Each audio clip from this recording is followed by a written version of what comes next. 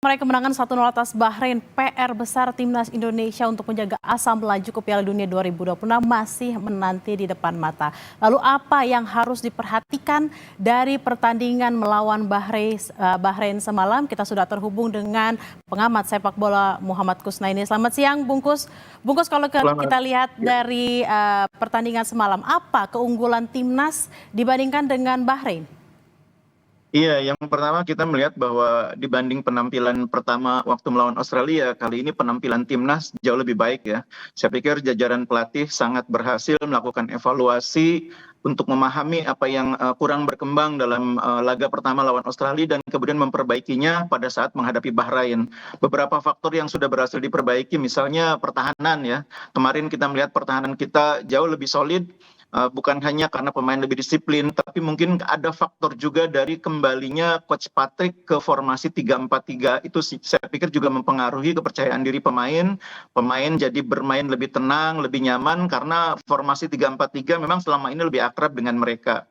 Yang kedua juga Coach Patrick berhasil membuat lini tengah menjadi lebih solid ya, lebih mampu menjadi filter untuk mengatasi serangan cepat, serangan balik dari lawan. Kehadiran Tom Haye bersama Joy Pelupesi sangat baik. Dan yang ketiga di lini depan, Coach Patrick juga menurut saya cukup berhasil memaksimalkan kehadiran Orat Mangun yang memang baru kali ini bisa bermain untuk membuat peran dia ini sebagai orang yang mensupport pergerakan oleh Romani bersama dengan Marcelino itu berjalan dengan baik. Emang kalau kita lihat pertahanannya memang cukup solid, tapi memang ada sejumlah peluang yang kalau kita lihat mungkin kurang lebih ada 3 peluang yang sia-sia terbuang semalam. Padahal kalau dimanfaatkan dengan baik, itu kita bisa dapat 3 gol daripada 1 gol. Apa yang harus diperhatikan? Iya, memang penyelesaian akhir ini selalu menjadi persoalan yang menurut saya kita harus benahi terus ya. Kita harus atasi terus supaya lebih baik lagi ke depannya. Saya memahami bahwa memang ini pertandingan yang penuh tekanan bagi Marcelino, bagi Eliano, sehingga mungkin ada sedikit ketidaktenangan. Tapi dengan seiring berjalannya waktu, mereka lebih banyak bermain bersama, lebih sering memperkuat tim nasional. Saya berharap penyelesaian akhir itu bisa diperbaiki, tidak hanya oleh Marcelino, tidak hanya oleh Eliano, tapi juga termasuk oleh Romani sendiri yang meskipun sudah mencetak 2 gol, tapi sebetulnya juga bisa lebih baik lagi. Nah, mungkin yang juga tidak kalah penting adalah kontribusi pemain dari lini kedua ya. Dalam sepak bola modern, pencetak gol itu tidak harus pemain depan ya. Kita memang selama ini kekurangan pemain depan yang bisa konsisten mencetak gol. Sekarang kita sudah punya Ole. Tapi tentu Ole lama-lama juga akan diperhatikan oleh lawan, akan menjadi pemain yang diwaspadai. Nah, pada saat itulah kita harus punya alternatif pemain dari sektor kedua yang bisa menjadi alternatif mencetak gol. Entah itu pemain sayap Kevin Dix, entah itu Calvin Verdong, entah itu Tom Haye atau pemain lain. Jadi memang kita salah satu yang ke depan harus terus dibenahi adalah produktivitas dalam mencetak gol dan kreativitas untuk menciptakan peluang mencetak gol itu. Oke, produktivitas untuk melihat peluang untuk menciptakan gol. Tapi apakah memang yang ada peluang 2 peluang yang sebelumnya tidak sampai menjadi gol itu ada kaitannya dengan kondisi fisik pemain yang kalau kita lihat memang kan semalam tuh ada yang nggak terlalu cepat gitu larinya. Apakah memang ada pengaruhnya di situ, Bungkus? Iya, pasti pertandingan di jeda internasional itu selalu menguras fisik pemain ya.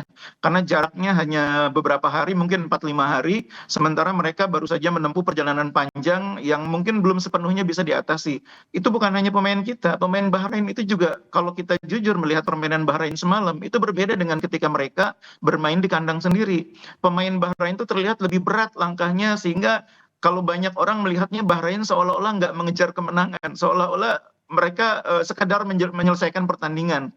Padahal mereka juga pasti sudah berusaha, cuma memang kaki-kakinya sudah cukup berat karena mereka baru saja menempuh perjalanan panjang dan sekarang harus menghadapi Indonesia yang bermain sangat ngotot didukung oleh 70.000 lebih penonton. Jadi ini harus dipahami juga bahwa kondisinya memang tidak mudah bagi pemain menjalani pertandingan yang dalam kategori FIFA Matchday itu selalu berat bagi setiap pemain. Belum lagi memang soal cuaca dan juga karena bertanding di kandangnya Indonesia, pendukungnya jauh lebih solid gitu ya, Bung. Nah, kalau kita Ditambah melihat dari pertandingan semalam, apa strategi yang harus dilakukan oleh pelatih Kluivert untuk menghadapi Tiongkok di Juni nanti dan apa aja nih yang memang harus disiapkan? Karena tadi kan Bungkus sempat bilang kalau Ole memang pasti sudah akan di apa ya namanya diperhatikan oleh pemain-pemain dari Tiongkok.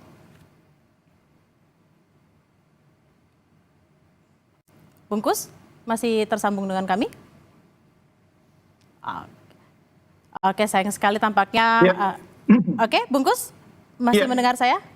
iya Ya, gimana? silakan Bungkus. Ya, kalau untuk Coach Patrick Kluivert, saya pikir kita sudah melihat bagaimana dia kemarin mengubah cara bermain tim dengan game plan yang berbeda dibanding ketika melawan Australia ya. Dia mengubah permainan tim kembali ke formasi 3-4-3 yang mana itu terlihat lebih nyaman buat pemain. Ini juga hal yang tidak mudah. Seorang pelatih mengubah game plan, mengubah karakter bermain dia itu juga tidak mudah ya. Tapi Coach Patrick Kluivert kemarin saya pikir cukup berdamai dengan kondisi yang dihadapinya dengan materi pemain yang dia punyai. Dia tetap berusaha memainkan sepak bola menyerang, tapi dengan keseimbangan yang lebih terjaga. Artinya bermain lebih ofensif, tapi di sisi yang lain pertahanan sekarang lebih diperhatikan.